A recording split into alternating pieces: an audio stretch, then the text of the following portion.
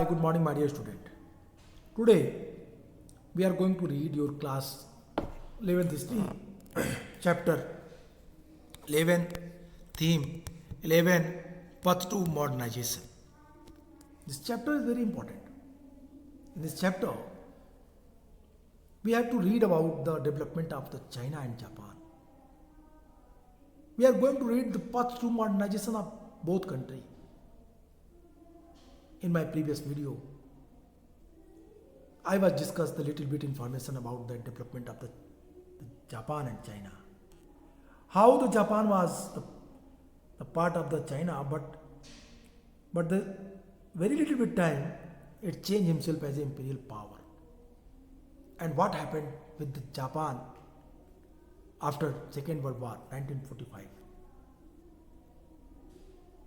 These all discussed by me in your previous class.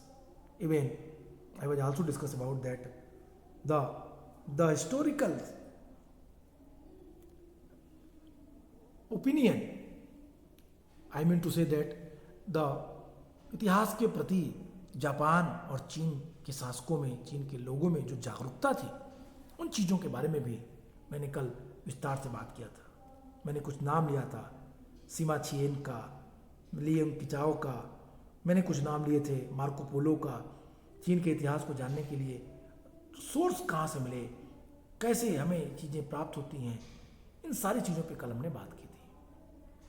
ऐतिहासिक साक्ष्य को प्राप्त करने के लिए, चीन के इतिहास को समझने के लिए हमें किन किन सोर्स का सहारा लेना पड़ेगा, इन सब चीज़ों पे कल हमने बात की थी. हमने आपको बताए थे कि फॉरेन ट्रेवलर्स, जो विजिटर्स थे, जो मैटेरियो रिक्की, निडहम जैसे जो क्रिश्चियन मिशनरीज या जो फॉरेनर्स थे जो आए, उन लोगों ने लिखा, उनके बारे में हमने ये भी बात की. We had also discuss about that the approach of the Chinese and Japanese people for the development, how they never ready to abolish their own culture and adopt blindly the western culture. वो western culture को बिना कुछ सोचे समझे adopt कर लें और अपने कल्चर को समाप्त कर दें. किस तरीके से उनका इसका विरोध किया.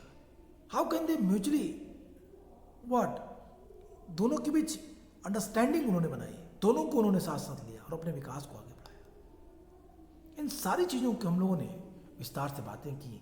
हमने कल की क्लास में इन चीज़ों पे देखा था. I hope there should be no doubt in your mind regarding this.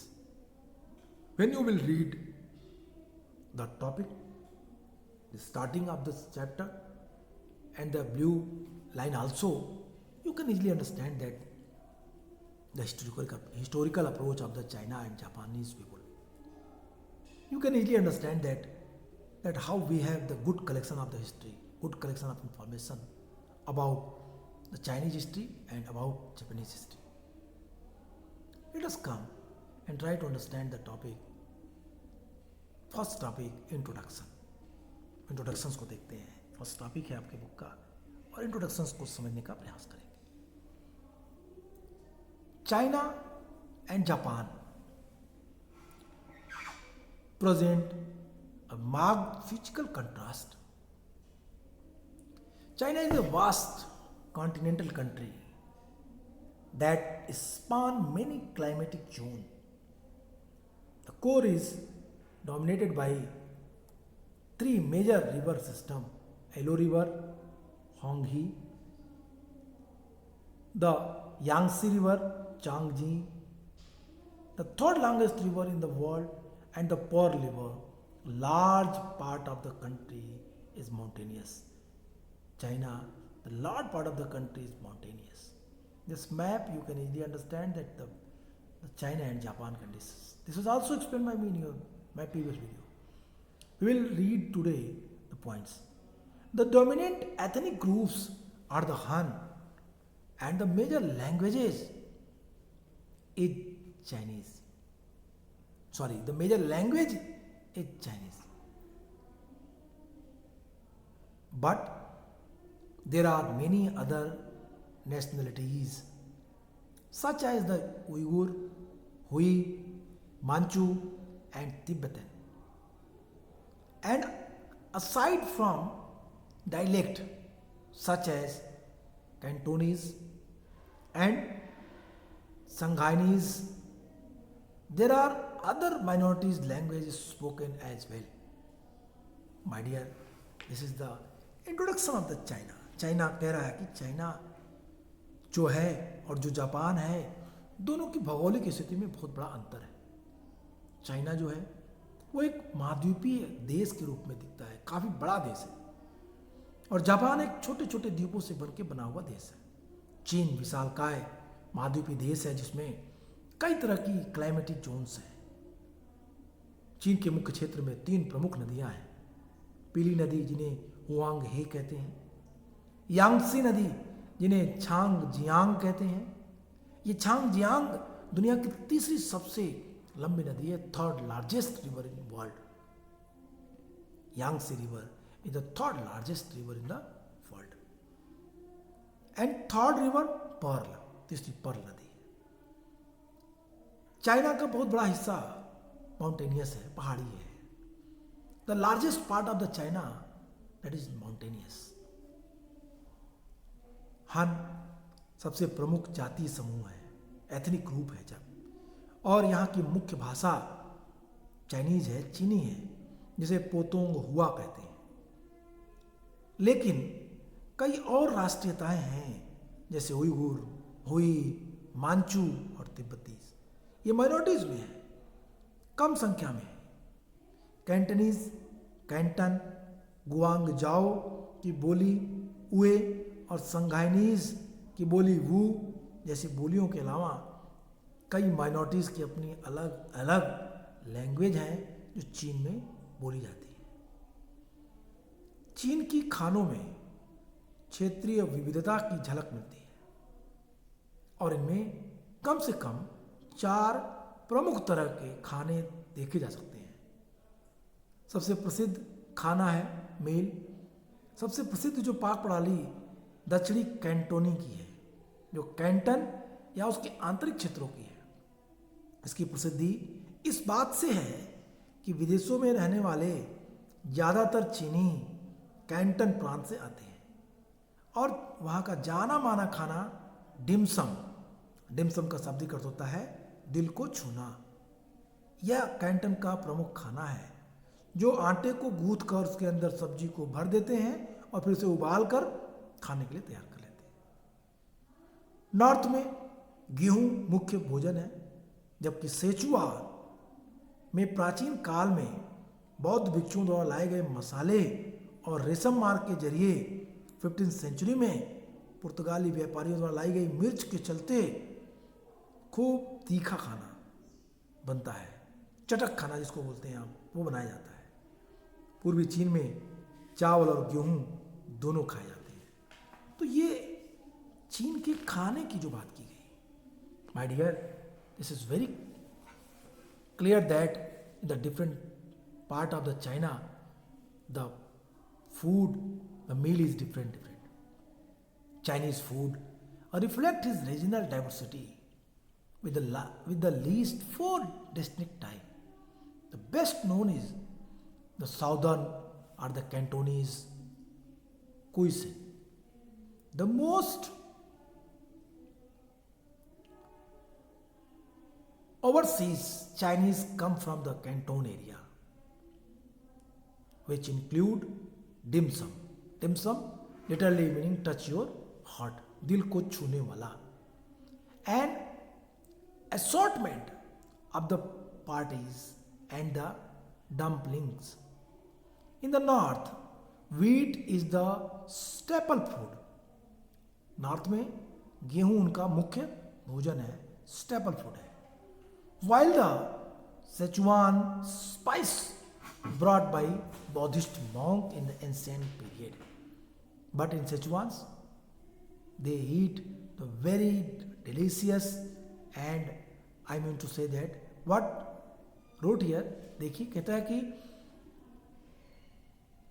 Sichuan spices brought by Buddhist monk in an ancient period along the Silk Route and chilies by Portuguese traders in the 15th century have created a fiery cuisine. In eastern China, both rice and wheat are eaten. कहता है silk route के माध्यम से बौद्ध भिक्षुओं ने भारत से मसाले का व्यापार किया, मसाला लेकर के पहुंचे और फिर सिंचुआन प्रांत में पुर्तगालियों ने मिर्चा भी लाया और इससे मसाले और मिर्चों के मिल जाने से एक स्वादिष्ट खाना इनको मिलने लगा. My dear, this is the very interesting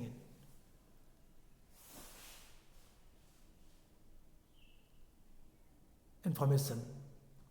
कहता है Japan by contrast is a string of island, the four large being Honshu, Kyushu, Shikoku and Hokkaido. Japan 4 बड़े महाद्वीपों से मिलकर बना है, Hokkaido, Honshu, Kyushu and Shikoku. The Okinawa China is the southern most but the same latitude as the Bahamas. More than 50% of the land area of the main island is mountainous, and Japan is situated in a very active earthquake zone. Japan में खूब भूकंप भी आते हैं. Japan का अधिकतर इलाका पर्वतीय है, पहाड़ी है. These geographical conditions have influenced architecture. The population is the largely Japanese, but there are small Ainu minorities and the Korean whose were forcibly brought as a labor when Korea was Japanese colony. My dear, कहता है कि Japan जो है वो द्वीपों की एक श्रृंखला है, द स्ट्रिंग ऑफ आइलैंड है, जिसमें 4 बड़े द्वीप हैं, होन्सु, क्यूसु, शिकोकू और होकाइडो. ओकिनावा द्वीपों की जो स्ट्रिंग है उसमें सबसे दक्षिणतम पॉइंट पे है, लगभग बहमास वाले लैटिट्यूड पर स्थित है. मुख्य द्वीपों की 50% से अधिक जमीन पहाड़ी है. जापान में बहुत ही एक्टिव वल्केनोज हैं. भौगोलिक परिस्थितियों ने, इन सारी भौगोलिक परिस्थितियों ने जापान की वास्तुकला को प्रभावित किया. अधिकतर जनसंख्या जापानीज हैं, लेकिन कुछ आइनू अल्पसंख्यक और कुछ कोरिया के लोग भी श्रमिक मजदूर के रूप में उस समय जापान लाए गए थे जब कोरिया जापान का उपनिवेश था. मतलब जापान में कोरिया है, कोरियाई लोग भी हैं, आइनू भी हैं, जापानीज भी हैं.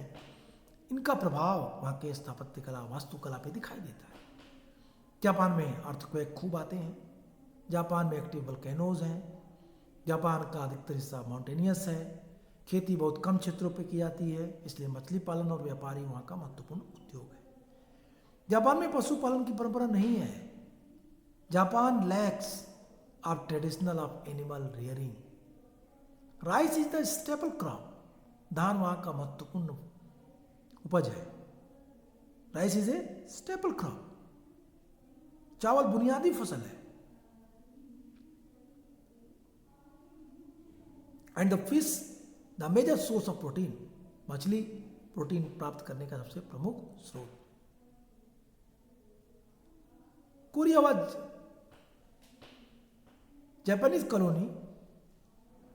During that time,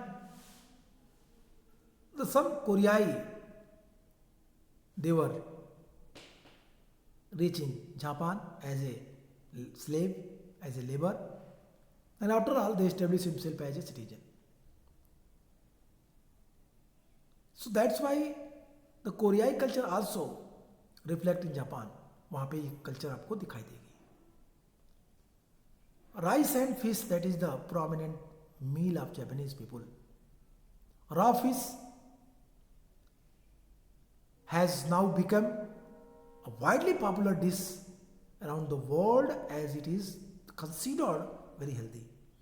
कहता है जापान में चावल उनकी बुनियादी फसल है और मछली से वो प्रोटीन प्राप्त करते हैं.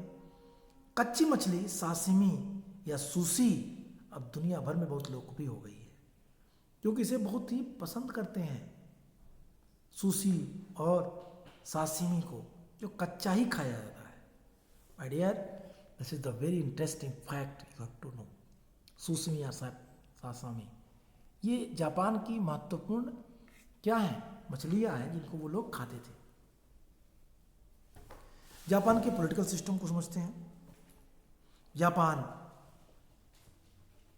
पर क्योतो में रहने वाले सम्राट का शासन हुआ करता था, लेकिन 12th सेंचुरी तक आते आते असली सत्ता शोगुन के हाथ में आ गई, जो सैद्धांतिक रूप से राजा के नाम पर शासन करते थे।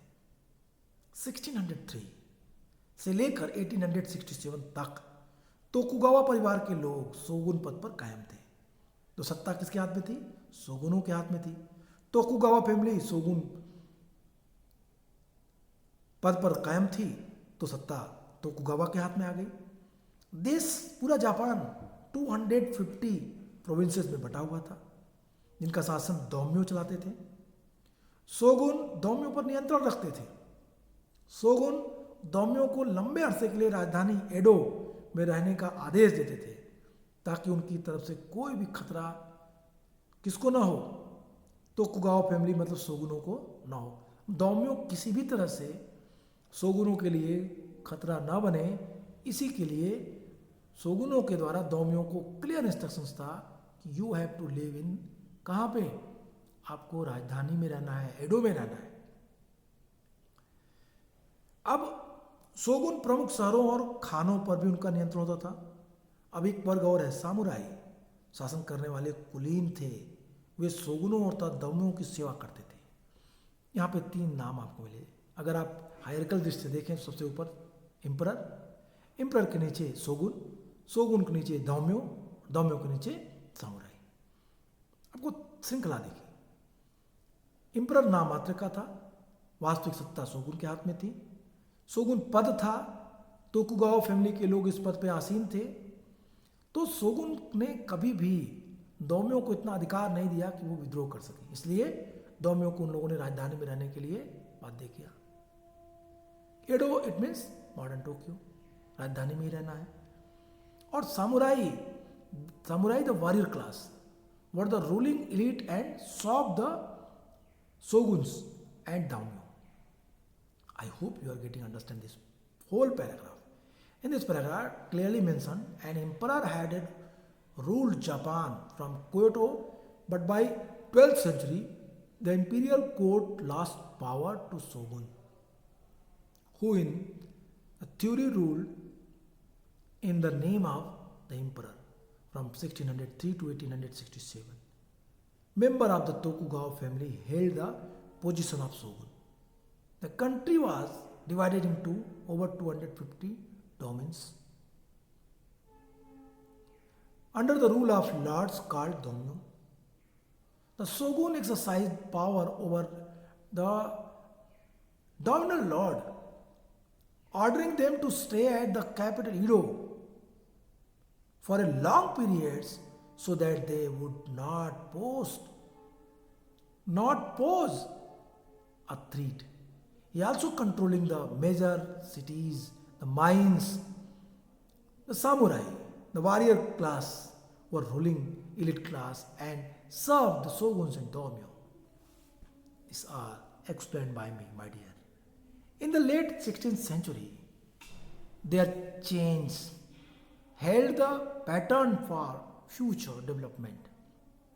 One, the peasantry was disarmed and only a samurai could carry sword. This ensured peace and order, ending the frequent war the previous century. To the daimyo were ordered to live in the capitals of their domains, each with a large degree of the autonomy. Third, land surveys identified, owned, and the taxpayer and the guarded land productivity to ensure a stable revenue base. कहता है 16वीं शताब्दी के अंतिम भाग में 3 परिवर्तनों ने आगे के विकास की तैयारी की। पहला, किसानों से हथियार ले लिए गए। अब केवल सामुराई तलवार रख सकते थे, किसान अपने पास कोई भी हथियार नहीं रख सकते थे। इस शांति और व्यवस्था बनी रहे, जबकि पिछली शताब्दी में इस वजह से अक्सर लड़ाइयाँ होती रहती थीं। दूसरा सुधार किया गया, डोमियों को अपने क्षेत्र की राजधानियों में रहने का आदेश दिया गया और उन्हें काफ़ी हद तक स्वायत्तता प्रदान कर दी गई।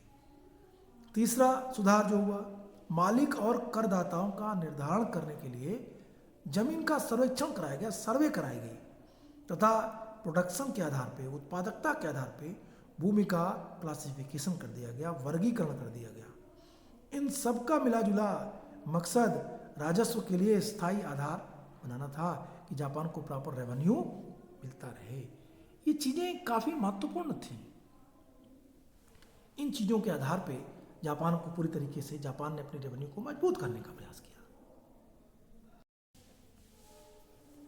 और जापान ने इनके आधार पे कुछ चीज़ों को सेट किया।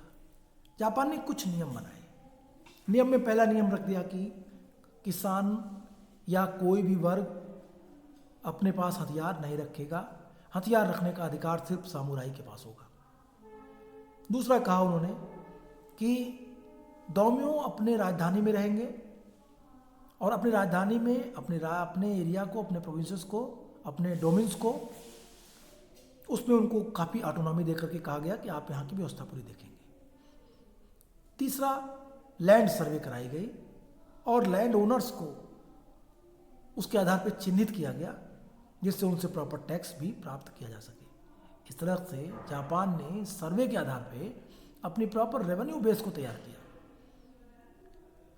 सामुराई को हथियार देकर के अपने कुछ योद्धाओं को तैयार किया और डोमियो को कंट्रोल करने के लिए उनको एडो में रहने का निर्देशन दे दिया। तो ये जो तरीका था, जो ये सिस्टम था, निश्चित रूप से जापान को एक नई शक्ति, एक नई सत्ता दे रहा था। My dear, I hope you are getting understand. We will continue this topic in my next video. आज के लिए इतना ही, फिर इस टॉपिक को पढ़ेंगे, इस चैप्टर को पढ़ेंगे। Good bye and